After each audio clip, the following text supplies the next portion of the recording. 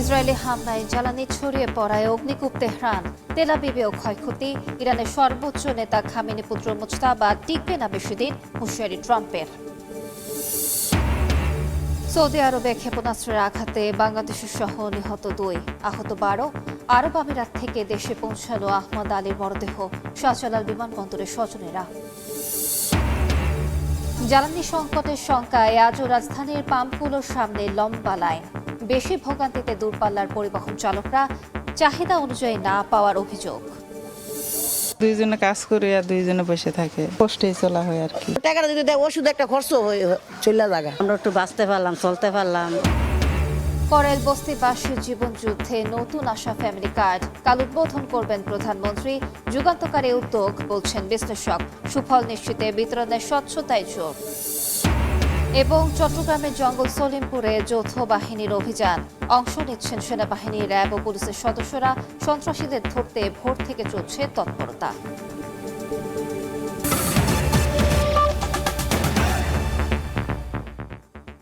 সবাই সংবাদের সঙ্গে আছি আমি আলিশা ইসলাম। ইরানে ইসরায়েলি হামলায় জ্বালানি স্থাপনার তেল ছড়িয়ে পড়ায় অগ্নিকূপে পরিণত হয়েছে তেহরান। আগুনের কুণ্ডলী ও কালো ধোঁয়া ছড়িয়ে পড়েছে চারপাশে। আইআরজিসির বিমান বাহিনীর সদর দফতরেও ব্যাপক হামলা হয়েছে। লেবাননেও ক্ষেপণাস্ত্রের আঘাতে আইআরজিসির 5 কমান্ডার নিহতের দাবি করেছে আইডিএফ। ইসরায়েলেও পাল্টা হামলা হয়েছে। এরই মধ্যে ইরানের সর্বোচ্চ নতুন ধর্মীয় নেতা মুজতাবা খামেনির প্রতি আনুগত্য জানিয়েছে ইসলামী বিপ্লবী গার্ড এবং সশস্ত্র বাহিনী। এদিকে যুক্তরাষ্ট্রের অনুমোদন ছাড়া ইরানের সর্বোচ্চ নেতা বেশিদিন টিকবে না বলে হুঁশিয়ারি দিয়েছেন ডোনাল্ড ট্রাম্প। স্থানীয় সময় রোববার তেহরানে অবস্থিত ইরানের ইসলামী বিপ্লবী গার্ডের বিমান বাহিনীর সদর দফতরে ব্যাপক হামলা চালিয়েছে ইসরায়েল। ইসরায়েলের সামরিক বাহিনী আইডিএফ এর দাবি, একদিনে ইরানের ভেতরে প্রায় 140টি লক্ষ্যবস্তুতে হামলা চালানো হয়েছে। কোম ও ইস্পাহান শহরেও বিস্ফোরণের শব্দ পাওয়া গেছে। এর আগে তেহরানের কয়েকটি জ্বালানি ডিপোতে হামলা চালায় তেল আবিব। ওই হামলার পর ঘন্টার পর ঘন্টা আগুন জ্বলতে দেখা যায়। বিষাক্ত ধোঁয়ায় ঢেকে যায় তেহরানের আকাশ। সেই ধোঁয়ার প্রভাবে শহর থেকে কয়েক ডজন মাইল দূরেও কালো বৃষ্টিপাত দেখা যায়। শ্বাসকষ্টে ভুগছেন বাসিন্দারা। ইসরায়েল ও যুক্তরাষ্ট্রের হামলায় আহতদের দেখতে হাসপাতালে যান ইরানের প্রেসিডেন্ট মাসুদ পেজেশকিয়ান। এর মধ্যেই মার্কিন জ্বালানি মন্ত্রীর দাবি, ইরানের তেল স্থাপনায় যুক্তরাষ্ট্র হামলা চালায়নি। তেল বা প্রাকৃতিক গ্যাস শিল্পে হামলা চালানোর কোনো পরিকল্পনা ওয়াশিংটনের নেই। লেবাননেও চলছে ইসরায়েলি বাহিনীর আগ্রাসন। ক্ষেপণাস্ত্রের আঘাতে আইআরজিসির কয়েকজন কমান্ডারকে হত্যার দাবি করেছে আইডিএফ। এদিকে সোমবার ভোরে ইসরায়েলের মধ্যাঞ্চলে নতুন করে কয়েক দফা ক্ষেপণাস্ত্র ছুড়েছে ইরান। অঞ্চল জুড়ে বেজে ওঠে সতর্কতামূলক সাইরেন। এর আগে অঞ্চলটিতে চালানো ইরানের ক্ষেপণাস্ত্র হামলায় রাজধানী তেল আবিবে ক্ষয়ক্ষতির চিহ্ন স্পষ্ট হয়ে ওঠে। এই হামলায় ক্লাস্টার ওয়ারহেড ব্যবহার করা হয়েছে বলে ধারণা করা হচ্ছে। হামলা অব্যাহত রয়েছে উপসাগরীয় দেশগুলোতেও। ইরানের ড্রোন প্রতিহতের দাবি করেছে সৌদি আরব ও সংযুক্ত আরব আমিরাত। ইরাকের ইরবিলে বিকট বিস্ফোরণের শব্দ পাওয়া গেছে। জর্ডানে মার্কিন ঘাঁটি লক্ষ্য করেও হামলা চালিয়েছে ইরান। ইরানের সেনাবাহিনী জানিয়েছে, দখলদার ইসরায়েল আবারও জ্বালানি স্থাপনায় হামলা চালালে এই অঞ্চলের অন্যান্য দেশের তেল ডিপো ও জ্বালানি অবকাঠামোতে হামলা চালানো হবে। এদিকে ইরানের সরকারের বিরুদ্ধে কোনো ধরনের হামলায় অংশ না নিতে ইরানি কুর্দিদের আহ্বান জানিয়েছে সিরিয়ার কুর্দিরা। মার্কিনিরা বিপদে ফেলে চলে যাবে বলে সতর্ক করেছে তারা। চলমান সংঘাতের মধ্যেই ইরানের নতুন সর্বোচ্চ নেতা হিসেবে নির্বাচন করা হয়েছে ইসরায়েলি হামলায় নিহত আয়াতুল্লাহ আলী খামেনির দ্বিতীয় সন্তান মোস্তফা খামেনিকে। সোমবার ইরানের রাষ্ট্রীয় গণমাধ্যম জানায়, দেশটির 88 ধর্মীয় ব্যক্তিত্ব নিয়ে গঠিত assembly of expert supreme leader নির্বাচন করে। তারা সবশেষ ভোটাভুটিতে মোস্তফা খামেনিকে পরবর্তী সর্বোচ্চ নেতা হিসেবে বেছে নেন। মোস্তফা খামেনির প্রতি আনুগত্য প্রকাশ করেছে ইরানের সশস্ত্র বাহিনী। তাকে অভিনন্দন জানিয়ে নতুন সর্বোচ্চ নেতা হিসেবে স্বীকৃতি দিয়েছে ইরানের ইসলামী বিপ্লবী গার্ড বাহিনী।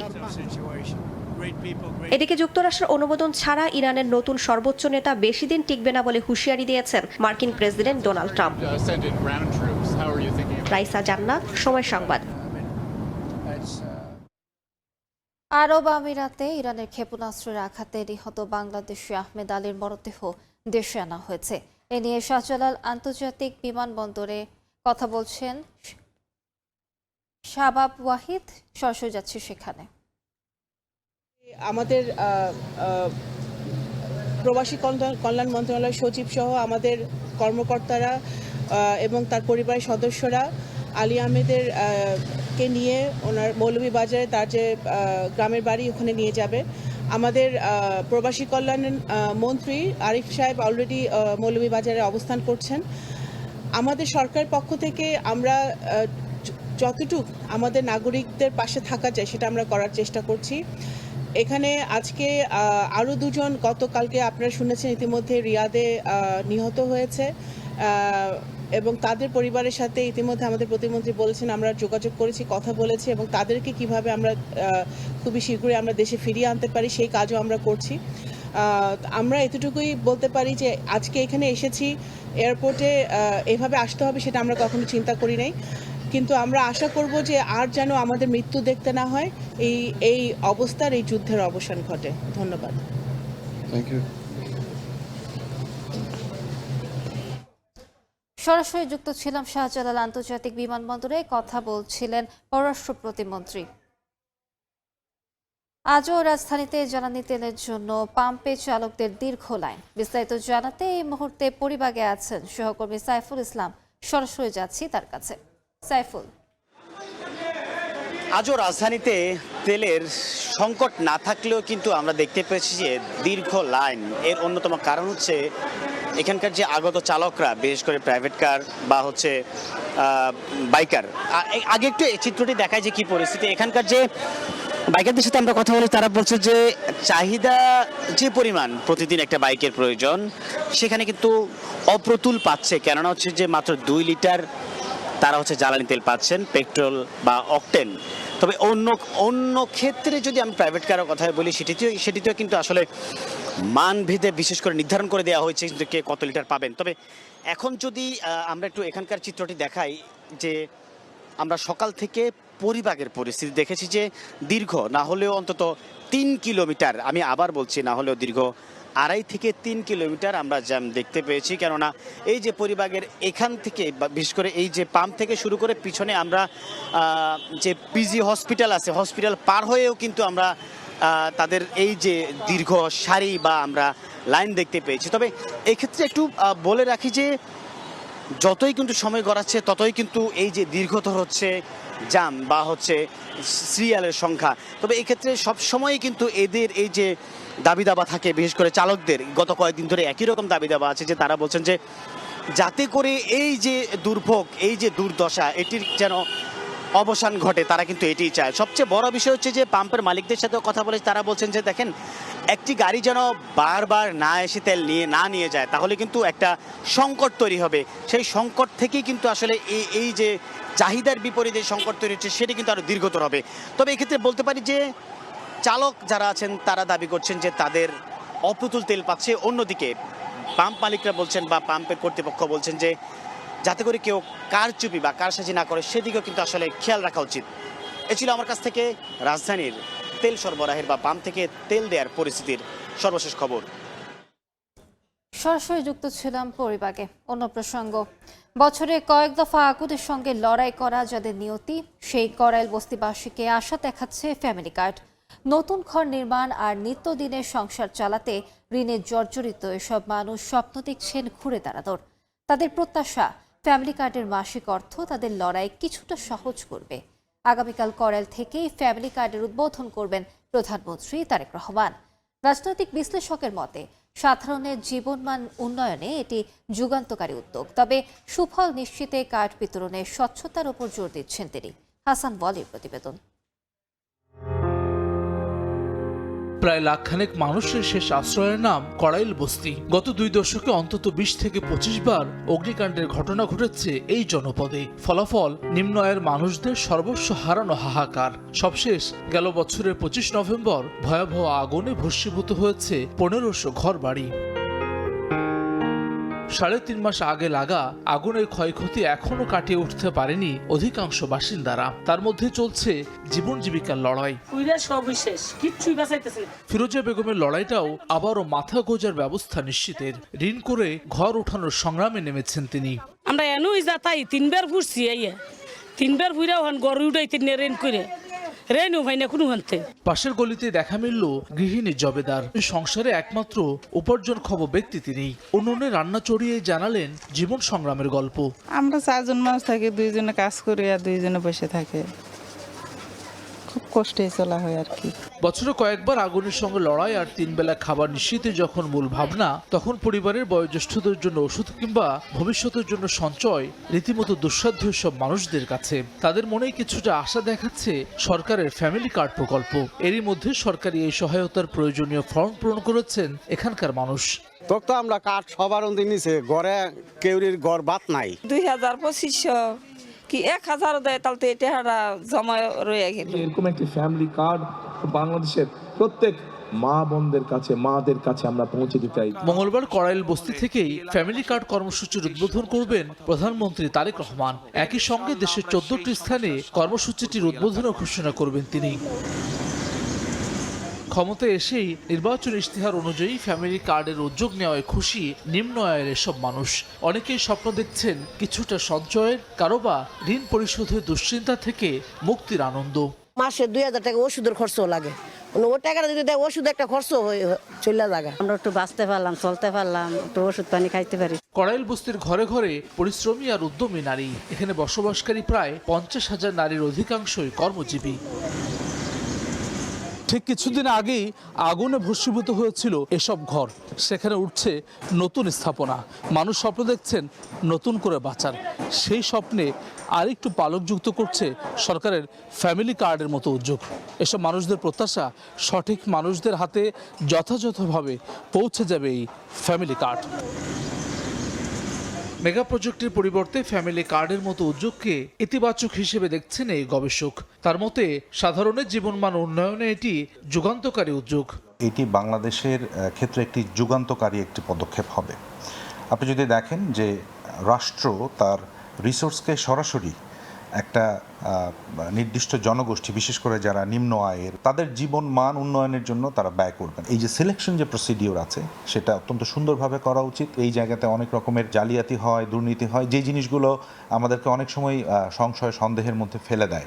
নারীর ক্ষমতায়ন নিশ্চিত করতে ফ্যামিলি কার্ড পরিবারের মা বা নারী প্রধানের নামে ইস্যু করা হবে। পাইলট পর্যায়ে প্রতিটি পরিবারকে মাসিক 2500 টাকা নগদ সহায়তা দেবে সরকার। হাসান ওয়ালি, সময় সংবাদ, ঢাকা। চট্টগ্রামের জঙ্গল সলিমপুরে অভিযান চালাচ্ছে যৌথ বাহিনী। সেনাবাহিনী, র্যাব ও পুলিশের সমন্বয়ে ভোর থেকে শুরু হয় অভিযান। তবে কোনো সন্ত্রাসী আটক হয়েছে কিনা বা কোনো অস্ত্র উদ্ধার হয়েছে কিনা অভিযান শেষে জানা যাবে। গত জানুয়ারির 19 তারিখ জঙ্গল সলিমপুরে সন্ত্রাসী হামলার শিকার হয়ে নিহত হন র্যাব 7-এর উপসহকারী পরিচালক মোতালেব হোসেন। সে সময় আহত হন 4 জন। প্রশাসনিক কাঠামোতে জঙ্গল সলিমপুরের অবস্থান সীতাকুণ্ড উপজেলার আওতায় হলেও ওই এলাকায় প্রবেশ করতে হয় চট্টগ্রাম নগরীর বায়েজিদ থানার বাংলা বাজার এলাকায়। খাস জমির 3100 একর জুড়ে অবস্থান জঙ্গল সলিমপুরে। টিলা কেটে গড়ে তোলা হয় এই ঝুঁকিপূর্ণ বসতি। 4 দশক ধরে সরকারি পাহাড় কেটে গড়ে উঠেছে কয়েক হাজার অবৈধ বসতি। চলছে প্লট বাণিজ্য, আর এই বাণিজ্য দখল টিকিয়ে রাখতে এলাকাটিতে গড়ে তোলা হয়েছে সন্ত্রাসী বাহিনী।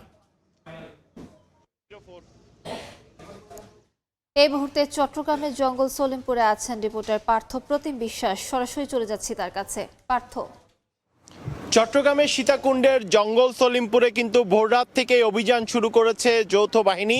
আমরা এখন আছি জঙ্গল সলিমপুরের প্রবেশ মুখ এবং আমরা এখানে আসার পর যেটি দেখেছি সেনাবাহিনী, র্যাব, পুলিশের সমন্বয়ে কিন্তু এই মুহূর্তে কিন্তু জঙ্গল সলিমপুরের ভেতরে যৌথ বাহিনীর কিন্তু অভিযান পরিচালনা করা হচ্ছে এবং আপনারা দেখছেন সেনাবাহিনীর সদস্য যারা রয়েছে তারা কিন্তু এই মুহূর্তে জঙ্গল সলিমপুরের একটি গ্রুপ ভিতরে রয়েছেন এবং আরেকটি গ্রুপ আমরা দেখতে পাচ্ছি এই মুহূর্তে বাইরে অবস্থান করছেন, সেটি কিন্তু আপনারা এখানে দেখছেন। এবং গত 19শে জানুয়ারি এখানে অভিযান পরিচালনা করতে এসে কিন্তু সন্ত্রাসীদের হামলায় এক র্যাব সদস্য নিহত হয়েছিলেন এবং আরও 4 জন সদস্য গুরুতর আহত হয়েছিলেন। শুধু এই সময় নয়, বিভিন্ন সময় কিন্তু প্রশাসনের পক্ষ থেকে জঙ্গল সলিমপুরে অভিযান পরিচালনা করতে এসে কিন্তু এখানে হামলার শিকার হওয়ার কিন্তু ঘটনাও কিন্তু এখানে আসলে ঘটেছে। আসলে বিগত 4 দশক ধরে সরকারি পাহাড় কেটে গড়ে উঠেছে কয়েক হাজার অবৈধ বসতি এবং এখনো পাহাড় কেটেও চলছে এখানে প্লট বাণিজ্য, আর এই বাণিজ্য দখল টিকিয়ে রাখতে এলাকাটিতে কিন্তু আসলে গড়ে তোলা হয়েছে বিশাল সন্ত্রাসী বাহিনী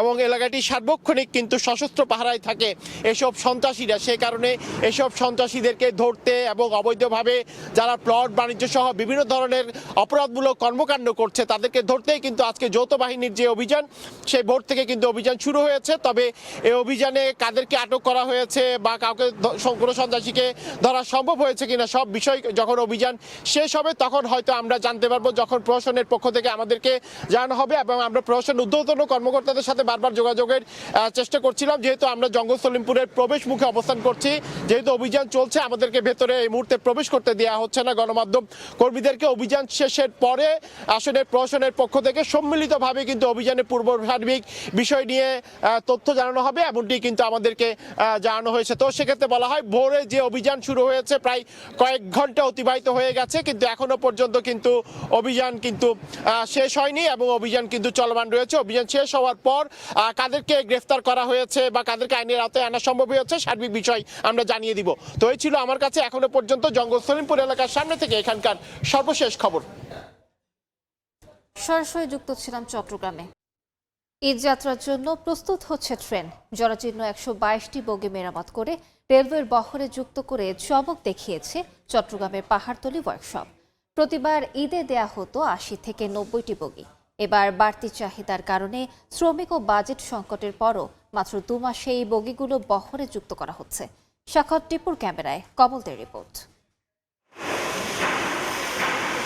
16 মার্চের মধ্যে বাংলাদেশ রেলওয়ের বহরে যুক্ত করতে হবে ঈদ যাত্রার জন্য চলাচল উপযোগী 122টি বগি। আর তাই কর্মব্যস্ত রেলওয়ের পাহাড়তলী ওয়ার্কশপ। চলতি বছরের 14 জানুয়ারি থেকে শুরু হওয়া 2 মাসের কর্মপরিকল্পনায় প্রথম পর্যায়ে লক্ষ্যমাত্রা ধরা হয়েছিল 105টি বগি। পরবর্তীতে আরও 17টি বাড়িয়ে করা হয়েছে 122টি। অবশ্যই ইতিমধ্যে 92টি বগি মেরামত শেষে বহরে যুক্ত করতে ওয়ার্কশপ থেকে শেডে পাঠিয়ে দেওয়া হয়েছে। প্রতি বছরে আমাদের 90টা টার্গেট ছিল, এবারই কিন্তু সবচেয়ে বেশি 122টা কোথাও আমরা আউটটার্ন দিচ্ছি। বগির কাজ করতে হয়, এরপরে আমাদের বডির কাজ করতে হয়, এরপরে ভিতরে ইন্টেরিয়র আছে, ফ্যান, লাইট, এসি সমস্ত কাজ করতে হবে। দীর্ঘদিন ধরে শেডে পড়ে থাকা নষ্ট, জরাজীর্ণ এবং ব্যবহার অনুপযোগী বগিগুলি হয়ে ওঠে ভরসাস্থল। ফল্টগুলি চিহ্নিত করি, তারপরে এগুলি সলভ করে টার্নিং করা হয়, বোরিং করা হয়। পুরাতন জরাজীর্ণ ছিল আর এখন নতুন চকচক হয়েছে। নিয়মিত চলাচলরত যাত্রীবাহী ট্রেনগুলিতে যেমন ঈদের আগে অতিরিক্ত হিসেবে এসব বগি যুক্ত হবে, তেমনি ঈদের বিশেষ ট্রেনও প্রস্তুত হবে মেরামত করা বগি দিয়ে। ওখানে আগুনে টায়ার ফিটিং করতেছে, ইঞ্জিনের ওখানে ড্রাইভিং ফিটিং করতেছে, ঠিক আছে, ওই মেশিনে টার্নিং করছে, হুইল লেদে টার্নিং করতেছে। পূর্ণ কাজটা হচ্ছে পরে ক্লিনিং, গ্রিজিং যেটা গ্রিজ করে আউটটার্ন দেওয়া। অবশ্য আরও অন্তত 24টি বগি পুরোপুরি মেরামত শেষে বহরে যুক্ত হওয়ার অপেক্ষায় রয়েছে। 13 মাস থেকে শুরু হবে রেলওয়ের ঈদযাত্রা। আর এবার বিভিন্ন রুটে চলবে 5 জোড়া বিশেষ ট্রেন। একেবারে চলাচল অনুপযোগী জরাজীর্ণ বগি মেরামত করে যুক্ত হচ্ছে রেলের বহরে। এবারও ঈদযাত্রায় ব্যবহৃত হবে এ ধরনের 122টি বগি। চট্টগ্রামের পাহাড়তলী ওয়ার্কশপ থেকে কমল দে, সময় সংবাদ। Thai Aluminium. The better is now the best. সময় সংবাদে আরো থাকছে। নারী এশিয়ান কাপে গ্রুপে নিজেদের শেষ ম্যাচে উজবেকিস্তানের মুখোমুখি হবে বাংলাদেশ। কোয়ার্টার ফাইনালে যেতে কঠিন সমীকরণ লাল সবুজদের ইতিহাস করতে চান অধিনায়ক আফিদা। আরএফএল ওয়াটার পাম্পের রোটর এখন আরো উন্নত আর বিদ্যুৎ সাশ্রয় হয় 20% পর্যন্ত। রাজধানীর দিয়াবাড়ি লেকের দুপাশে কয়েক কিলোমিটার জুড়ে অবৈধ স্থাপনা। এসব স্থাপনা উচ্ছেদকেই প্রধান চ্যালেঞ্জ মনে করে স্থানীয় সংসদ সদস্য বলছেন, সমন্বিত অভিযান পরিচালিত হবে শিগগিরই। দখল ঠেকাতে নেওয়া হচ্ছে উদ্যোগ। বুলবুল রেজার রিপোর্ট। রাজধানীর উত্তরার 15 নম্বর সেক্টরে দিয়াবাড়ি লেকের অবস্থান। লেকটি কদিন আগেও ময়লা আবর্জনায় পরিপূর্ণ ছিল, এখন অনেকটাই পরিষ্কার। নির্বাচনের আগে 54 দিন এবং পরে 7 দিন, এই 61 দিনের পরিশ্রমে লেকটি পরিষ্কার করা হয়েছে। স্থানীয় বিএনপি নেতাদের নিজস্ব উদ্যোগে কাজটি সম্ভব হয়েছে। তারা বলছেন, অবৈধ স্থাপনা উচ্ছেদই এখন প্রধান চ্যালেঞ্জ। অবৈধ স্থাপনা এই দুই ধারে প্রচুর আছে। আমরা এখানে কিছু অবৈধ স্থাপনা আলোচনা করে তাদেরকে আমরা সরিয়েছি। আমরা এখানে সিটি কর্পোরেশন অফিসের সামনে মানববন্ধন করেছিলাম। লেকটি অনেক গভীর ছিল এক সময়। আশপাশে বাড়ি তৈরির সময় পাইলিংয়ের সব মাটি ফেলা হয়েছে এই লেকে, ফলে লেকটি ভরাট হয়ে গেছে। লেকের দুপাশ দখল করে তৈরি করা হয়েছে গাড়ির শোরুম থেকে শুরু করে বাড়ি, গরুর খামার, ভাঙারির দোকান ও প্লাস্টিকের কারখানা। এখানে বস্তি করছে, ফার্ম করছে, আমরা এখান থেকে হার চলতে পারি না। দূষণ তো হচ্ছে প্লাস্টিকে, আপনি প্লাস্টিক তো আপনার এটা গলতেছে না। স্থানীয় সংসদ সদস্য বলছেন একটিও অবৈধ স্থাপনা থাকবে না। রাজুক, সিটি কর্পোরেশন ও অন্যান্য সংস্থা মিলে সমন্বিত উচ্ছেদ অভিযান পরিচালিত হবে শীঘ্রই। আমি রাজুকের সাথে ইতিমধ্যে কথা বলেছি, সিটি কর্পোরেশনের সাথে কথা বলছি। তা আমি আশা করি যেখানে অবৈধ স্থাপনা থাকার কারণে জনভোগান্তির সৃষ্টি হয়, মানুষের ভোগান্তির সৃষ্টি হয়, সেই জায়গাগুলো আমরা অ্যাড্রেস করে আমরা কাজ করব। দিয়াবাড়ি লেকের দুপাশে ঢাকা উত্তর সিটি কর্পোরেশন এবং রাজধানী উন্নয়ন কর্তৃপক্ষের জায়গা। এই জায়গায় অবৈধভাবে গড়ে উঠেছে অসংখ্য স্থাপনা। এর আগেও এসব স্থাপনায় উচ্ছেদ অভিযান পরিচালিত হয়েছে। ফলাফল শূন্য, অল্প দিনের ব্যবধানে আবারও দখল। তবে স্থানীয় সংসদ সদস্য বলছেন এবারের যে উদ্যোগ সেটি হবে টেকসই, দখলদাররা আর সহসাই ফিরতে পারবে না। বুলবুল রেজা, সময় সংবাদ, ঢাকা। ইলিশের উৎপাদন বাড়াতে দেশের 6টি অভয়াশ্রমে মাছ ধরার নিষেধাজ্ঞা চললেও বরিশালের চিত্র একেবারেই ভিন্ন। কাগজে কলমে নিষেধাজ্ঞা থাকলেও বাস্তবে নেই প্রতিফলন। বাজারে দেদারসে বিক্রি হচ্ছে জাটকা। জেলেদের অভিযোগ, সরকারের বরাদ্দের চাল এখনও পাননি তারা, তাই বাধ্য হয়ে নামছেন নদীতে। আর মৎস্য বিভাগ বলছে জেলেদের জন্য বিশেষ বরাদ্দ মিলবে ঈদের পর। অপূর্ব রিপোর্ট। 28,000 টাকা, 28,000। নিষেধাজ্ঞা চলাকালীন সময়ে এভাবেই প্রকাশ্যে বরিশালের বাজারে বিক্রি হচ্ছে জাটকা। 1 মার্চ থেকে ইলিশ রক্ষায় শুরু হওয়া 2 মাসের কঠোর নিষেধাজ্ঞা যেন কেবল নথিপত্রে সীমাবদ্ধ। কোনো জায়গায় মাছ ধরা বন্ধ নয়, সবাই মাছ ধরে। 2 মাস অভিযান হতো, ব্যবসায়ীতে আমরা যারা আছি আর হয়রানি। 2-1 কেজি মাছ হয়, কি করবে, জালে বাঁধবে, 5টার সাথে 1টা বাজে। বরিশাল, পটুয়াখালী ও ভোলার বিভিন্ন নদীর বাঁকে বাঁকে ইলিশের অভয়ারণ্য, মাছের অবাধ বিচরণ। অথচ নিষেধাজ্ঞার তোয়াক্কা না করেই এখানে জাটকা নিধনে মেতেছেন অনেক জেলেরা। এই যে ঘুরারা যে ইতাইতে আছে যে পয় পোশাক দেবো, হ্যাঁ তো আমাকে সম্বল নাই। সরকার চাল দেয়, হ্যাঁ ঈদের পর সরকার দেবে না। আমাদের কোনো টাকা পয়সা নাই। সরকার যদি এই ঈদে আগে চাল দুগা দিতে অবাধদের, তা আমরা মোটামুটি চলতে পারতাম। মৎস্য অধিদপ্তর বলছে লোকবল সংকটে নিষেধাজ্ঞা বাস্তবায়ন শতভাগ তদারকি করা সম্ভব হচ্ছে না। ভিজিএফ কিন্তু বিতরণ শুরু হয়ে গিয়েছে, বরাদ্দ চলে এসছে, ভিজিএফ বিতরণ চলে। আর স্পেশাল যে একটা সাহায্য আছে সেটা খুব শীঘ্রই শুরু হবে, হয়তো ঈদের পরপরই শুরু হয়ে যাবে। বছরের মার্চ ও এপ্রিলে বরিশাল বিভাগের 312 কিলোমিটার ইলিশ অভয়াশ্রম এলাকায় মাছ শিকার কঠোর নিষেধাজ্ঞা থাকে। এখানে জেলে আছেন প্রায় লক্ষাধিক। অপূর্ব অপু, সময় সংবাদ, বরিশাল। দেখছেন সময় সংবাদ। আবারও দেশের বাইরের খবর। ইউক্রেনের খার্কিভে ভয়াবহ ক্ষেপণাস্ত্র হামলা চালিয়েছে রাশিয়া। এতে শিশুসহ অন্তত 10 জন নিহত এবং 16 জন আহত হয়েছেন। ইউক্রেনের দাবি, এই হামলায় প্রথমবারের মতো নতুন ধরনের ক্রুজ ক্ষেপণাস্ত্র ব্যবহার করছে মস্কো। ইউক্রেনের প্রেসিডেন্ট ভলোদিমির জেলেনস্কি জানান, রাতভর রাশিয়া 29টি ক্ষেপণাস্ত্র এবং প্রায় 480টি ড্রোন দিয়ে হামলা চালিয়েছে। কিয়েভ সহ দেশের মধ্যাঞ্চলে জ্বালানি অবকাঠামো লক্ষ্য করে এই হামলা চালানো হয়। এতে অন্তত 7টি স্থাপনা ক্ষতিগ্রস্ত হয়েছে। এদিকে পাল্টা হামলা চালিয়েছে কিয়েভও। 170টি ইউক্রেনীয় ড্রোন ভূপাতিতের দাবি করেছে রুশ সেনারা।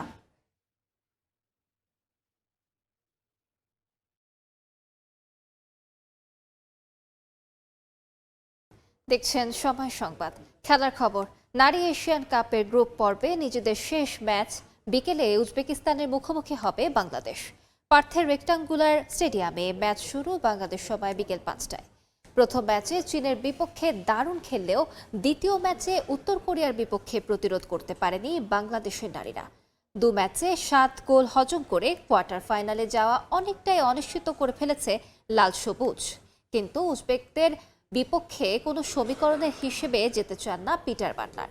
আসলে ভালো ফুটবল খেলার ধারাবাহিকতা ধরে রাখতে চান তিনি। তবে কোচ শিষ্যদের ওপর অতিরিক্ত চাপ না দিলেও ফুটবলাররা নাছোড়বান্দা। হাতে পাওয়া সুযোগ কাজে লাগাতে মরিয়া ফিদা বাহিনী। যদিও বড় জয় পেলেও কোয়ার্টার ফাইনাল নিশ্চিত হবে না বাংলাদেশের। অপেক্ষা করতে হবে অন্য ম্যাচের ফলের জন্য।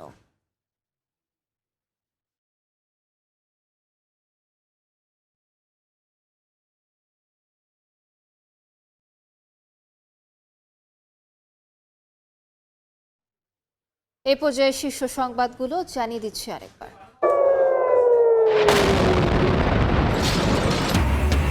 ইসরায়েলি হামলায় জ্বালানি ছড়িয়ে পড়ায় অগ্নিকূপ তেহরান, তেল আবিবেও ক্ষয়ক্ষতি। ইরানের সর্বোচ্চ নেতা খামেনি পুত্র মোজতাবা টিকবে না বেশি দিন, হুঁশিয়ারি ট্রাম্পের। আমিরাতে ক্ষেপণাস্ত্রে নিহত আহমদ আলীর মরদেহ দেশে, বিমানবন্দরে গ্রহণ করলেও পররাষ্ট্র ও প্রবাসী কল্যাণ প্রতিমন্ত্রী। সংঘাতে আক্রান্ত এলাকা এড়িয়ে চলার পরামর্শ। এবং চট্টগ্রামের জঙ্গল সলিমপুরে যৌথ বাহিনীর অভিযান, অংশ নিচ্ছেন সেনাবাহিনী, র্যাব ও পুলিশের ৩,০০০-এর বেশি সদস্য। সন্ত্রাসীদের ধরতে ভোর থেকে চলছে তৎপরতা।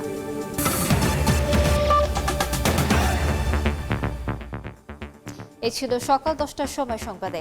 এরপর এই সময়ের বাণিজ্য নিয়ে সঙ্গে থাকবেন ফরহাদুর রহমান। আলিশা, আপনাকে ধন্যবাদ। এই সময়ের বাণিজ্য নিয়ে আসছে কিছুক্ষণ পর, সঙ্গে থাকুন সময়ের।